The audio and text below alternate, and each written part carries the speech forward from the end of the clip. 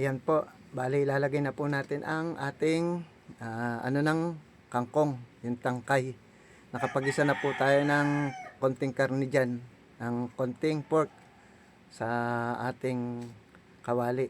Inano ko lang po sa mag-best friend sibuyas bawang. So, lagay na po natin yan.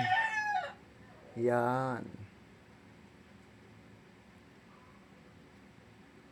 Lagay po natin ang ating tangkay ng kangkong. At atin pong ikikiwar-kiwar. Yan. Kiwar-kiwar hanggang sa lumambot po at malaya.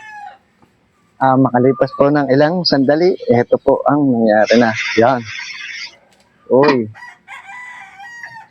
Medyo malambot na po ang ating kangkong. Yan.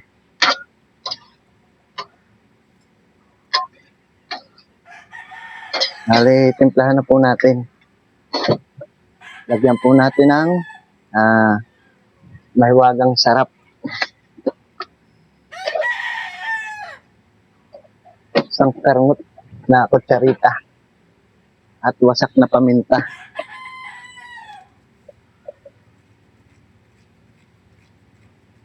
Yan.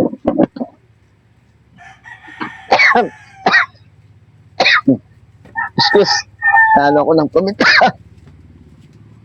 Oyster sauce. Wala na pong laman tong isa. So, lagay natin tong luto natin. Goods na po yun.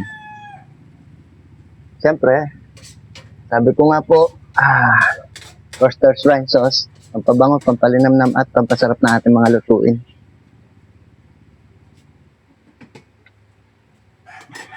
Yan.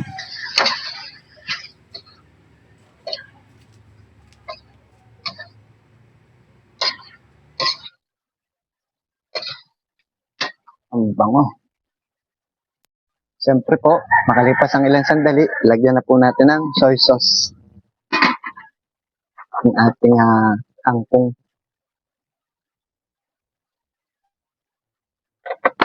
Goods na po yun.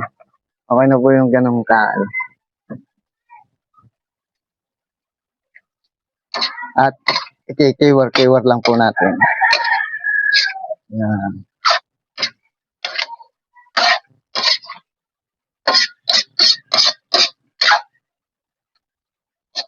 At taklaban po ulit natin para po lumambot siya ng tuluyan, lumambot po ang ating kangkong. Makalipas po ang ilang sandali. So, eto po. Yan. Medyo malambot na ang ating, malapit na sa katotohanan.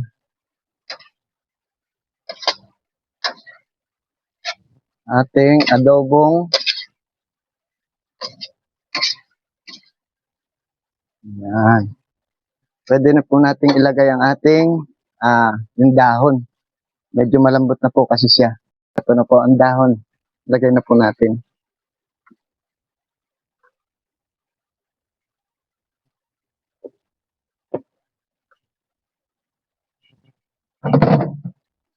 At halu-haluin. Ikiwar-kiwar.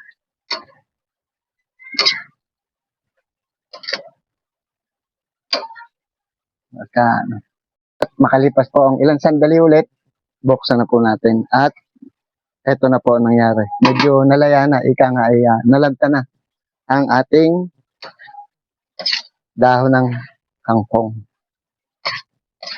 Ganito lang po para hindi po natin sasabawan.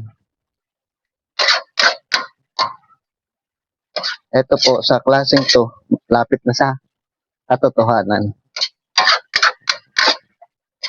Masarap po yan. Kitang-kita nyo naman. Tingnan nyo naman po.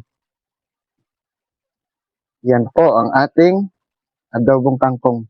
Ganyan lang po ako mag-adobo ng kangkong. Isang masarap na ano rin po ito, rest. Buksan po ulit natin. Last na ano na po natin to. Yung.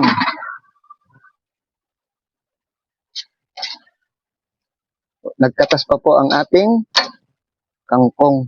Bali, iigahin na po natin yan. Goods na po yan. Yan.